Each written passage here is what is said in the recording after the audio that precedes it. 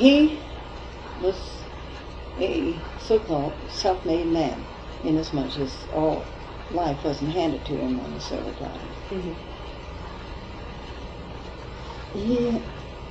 What shall I tell you about him, except he was the most amazing sort of person. And when did he leave home? He left home, and his mother died. He loved his mother dearly. His father was kind of a boy, I think, with racetracks. He liked horses. He was a very different type of person. He was in the, they were actually the cousins that were married, you see. And so at the age of 16, that dear man, when he lost his mother, he heard a family conference being indulged in which somebody said, who's going to take care of Bertie? He was the only son? No, he was the youngest of 5. I see. Youngest of 3, it doesn't matter, but the youngest. And a sensitive, darling person, you know? Who's going to take care of Bertie? And he made up his mind then that nobody was going to take care of Bertie. And he left. And he had very comfortably fixed and well-to-do relatives. And went on his own, that's all. And he went first to over Kalinga, which is oil country. Now, at that time, there was probably no place in the world as rough and tough outside of the good old frontier days as a oil town. You know, the type of men, good men, but rough and tough as it been. And here was a 16-year-old boy working in an oil field. Now, was he with his maternal grandparents or any family at that time, or by himself? No, he was pulled up and left the whole works. And from then on, he never had any contact with his family.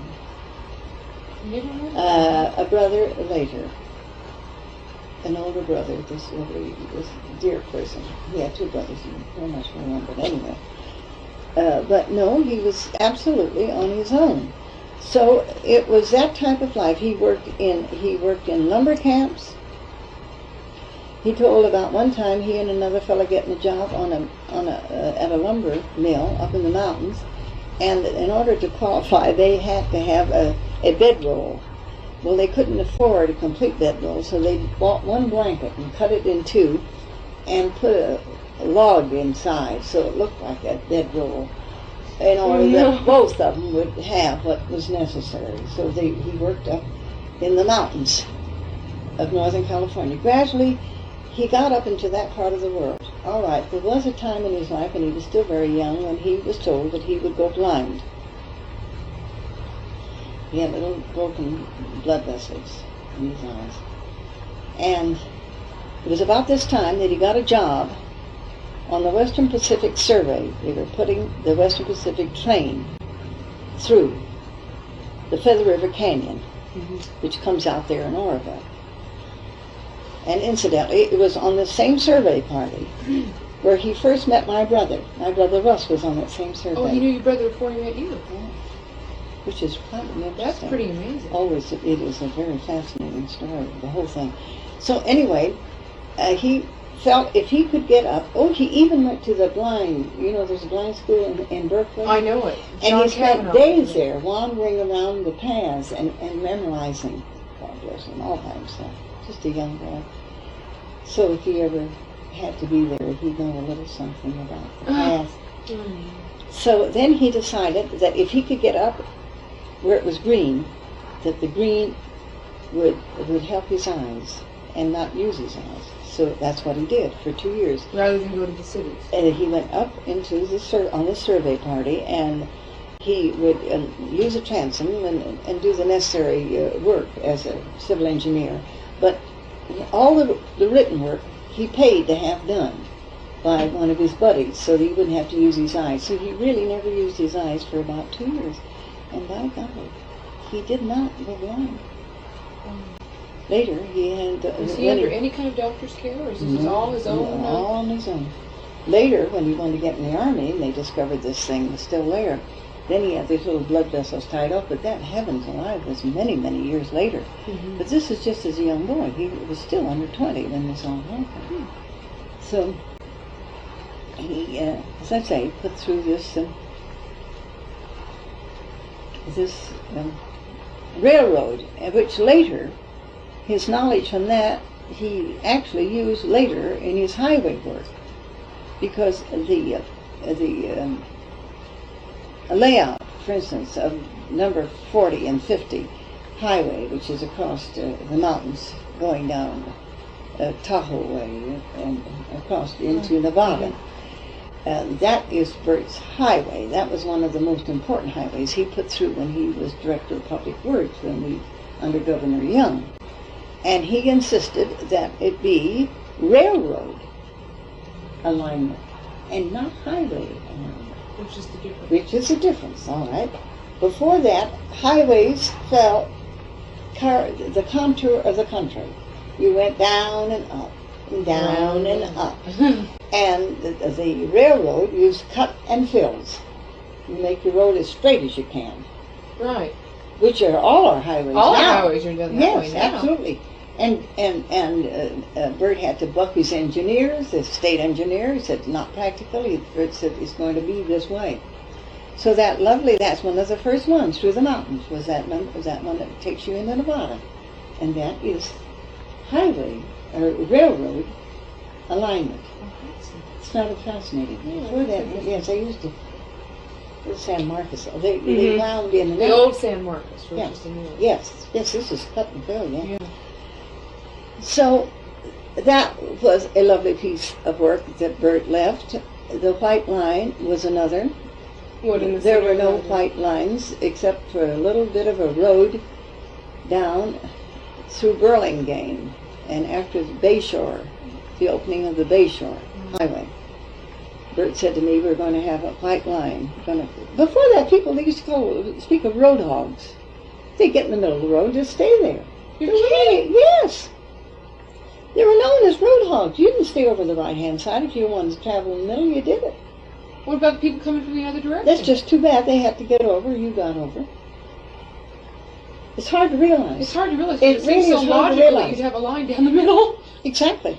So Bert said, and I remember so well, he said, come on, and he took me over to show me this mile or two that winds in and out in the residential section of Burlingame, and somebody had the vision to paint a white line down the middle of it. And Bert said, that's going to be on all our highways in California. And again, not to mention names, I remember who it was too, his engineer said, it isn't practical, it would cost too much money to paint that line now. Bert said that's where it's going to be anyway. We're going to have the white lines. So the white line is daddy, and it's your grandfather's Now, contribution. Who painted them? Was it convicts, or was that the people that built the No, wall? now we'll go back a bit. Before we married, he had been in the legislature. Bert had been in the legislature. And incidentally, he was in on the Democratic ticket. They were Democrats.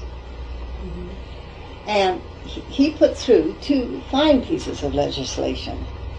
And one was what is known as the convict labor law, whereby convicts, trustees, are paid for work on the highway. And then you get a lot of your stonework, a lot of that's convict labor. Bert was the one that put through that legislation that they got paid for it. So that was a lovely thing he did. Before they were doing it for nothing, right? They weren't even using it very often. Oh, Yeah. They weren't even. They wouldn't even do it because it would be They too were. expensive. They wouldn't even. They didn't let them out at all. But the trustees, they had it in camps, you see, and did a lot of the highway work. A lot of the nice stonework was done by convicts. And then another lovely piece that he did, which was the mosquito abatement law. Now, this is, at time there was nothing to keep down the mosquitoes, and you were eaten up, and in some places the malaria, for instance around Oroville, my brother had malaria, and people would just fold up and fold when they were working with chills and fever because of the mosquitoes that would bite them. So Bert put through that law. Do you know what that law is? Mm-hmm. That is where and they're still using it, pour oil on the stagnant water to keep them from breathing. Oh, I know that. That's state law. And that's Bert's law too.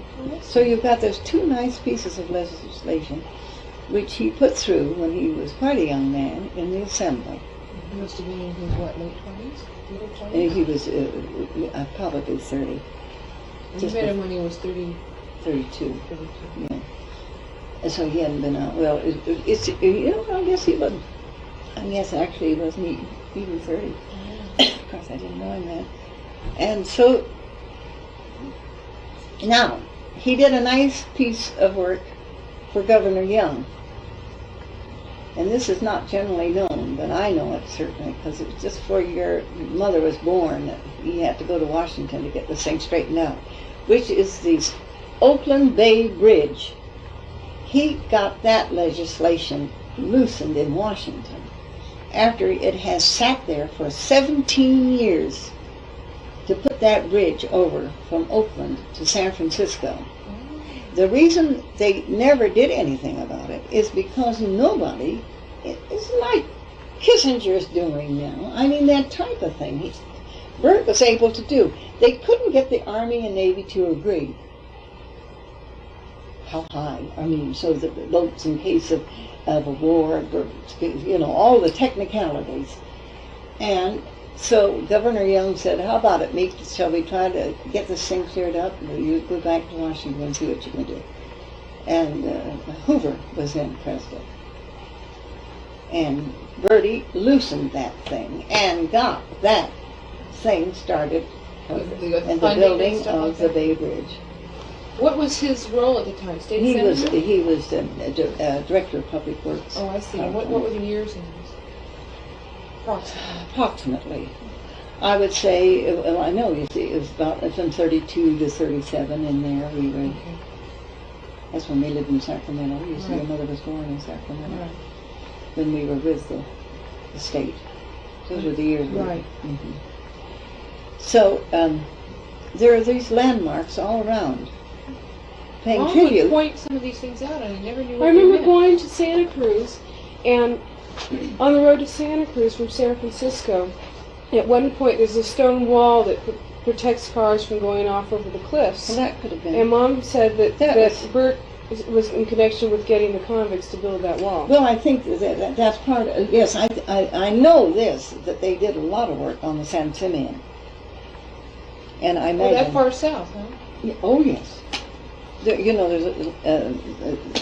a convict were used quite extensively in those years on highway work.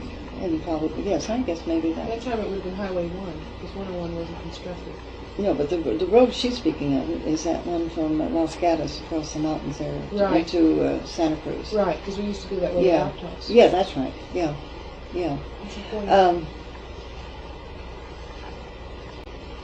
I don't know of any man who had the diversity of talents and did so many things well. Generally, you spread your fire and you do a few, but you don't do them. He was an excellent horticulturist. You see, he was in his olive business, most successful as a rancher in Northern California. He did these things before he was in No, all at the same time, kind of interwoven.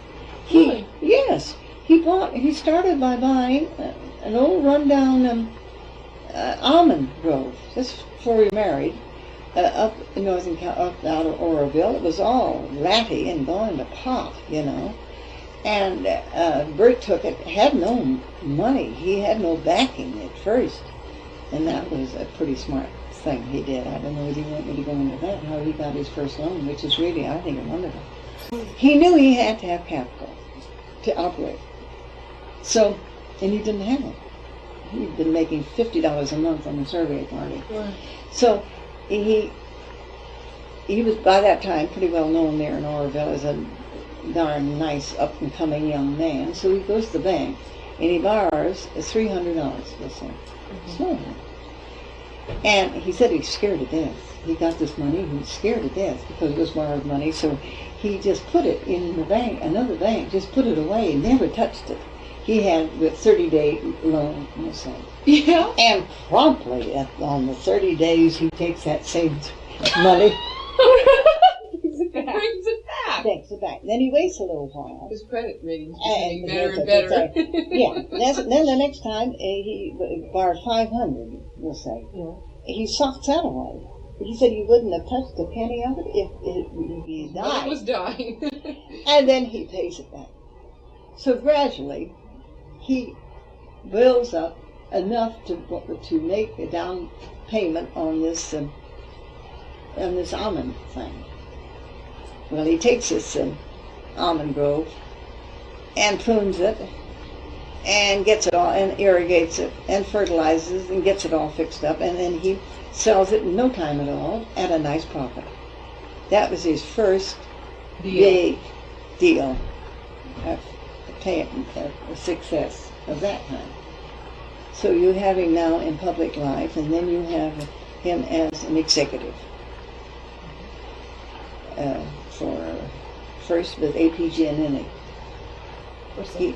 Well, Mr. Jeanine is the Bank of America. He's That's the one what who I thought. started the Bank of America, and he was a friend, and he loved your grandfather. Had great faith in him, and then when you left Sacramento, he made him president of California Lands, which was sort of a holding company for the Bank of America. We won't go into that, but he made a success of that. Then Mr. Hearst wanted him, William Randolph Where Hearst, was he going? as an executive. In the newspaper syndicate? Yes, but not he was executive vice president of Hearst Corporations, which is the great big. Oh, it was just the newspapers. It was not the news, magazine, newspapers, the whole The kingdom. whole thing. The whole He owned a works. lot. Right. And that's where he was when he died. I see. Was that before or after Hearst Castle was built? Oh, honey, that was after I've been to Hearst Castle as a guest. Really? You used to go to Oh. the banquets and stuff and all those fun things? I was there when President and Mrs. Coolidge. I didn't know. Wow. I didn't know that Daddy Bert was connected with Randolph Hearst. No, I didn't know that either. You didn't? No. Well, he certainly was. Wow. We were invited there any number of times. Yes, it was just after Coolidge was president, and he and Mrs. Coolidge were guests when we were there. This particular time, Governor and Mrs. Young were there. Oh, my dear, but I'll never forget it. I ate breakfast with Coolidge. He was the cutest. He was my dinner partner. Mr. At Coolidge. Hearst. Mr. Oh, Coolidge. Ex-President Coolidge. Wow. Funny Did guy. you ever meet Funny Luella guy. Parsons? He was. No, and I never met. You mean Marion Davies? I never met Marion Davies. Although Bert met none of the times she was hostess there. A very fine woman. Because I read that whole Very blurb fine. about Very Luella that was fine. in Luella. since her Parsons. death. There was a big article. And Yeah, she was a publicity. a strange lady, but she was Yeah. Hearst, and she had this thing going. Let me tell you a cute thing that Grace Coolidge. She was attractive. Miss Coolidge. And we're taking on a tour of inspection by the housekeeper or what have you. And I'll never forget Miss Coolidge. She was so completely unimpressed with everything. She was just delightful, very beautiful woman, and we come to this one bed that they still are showing me, I guess. Yeah, I was just up to They this point out that and this way it was told that 4 cardinals had slept in it. And Mrs. Coolidge said, "Oh, they must have been crowded." Don't you love it? I love it. Can't you see those 4 all in bed at the same time?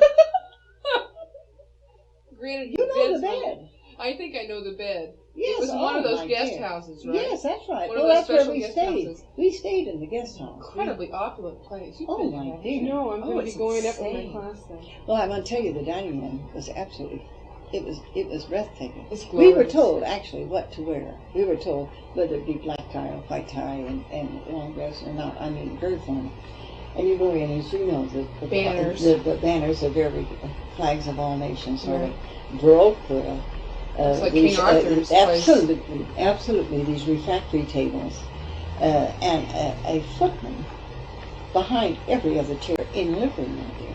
With a powdered wig? Not with powdered wig. Not with powdered wig, but everything else. And as the greatest formality, with these great chairs, you know how it is. I know it. Well, and of course, Incredible. I get maybe we'll say that maybe there were 30 guests. It was just a little fraction of the table. We could hold 100 people on the right table. in the middle of it. It was a grouping for us, and the rest of the tables go on either side. And gee, I found myself sitting next to Coolidge. Scared me a little bit. Did you talk to him?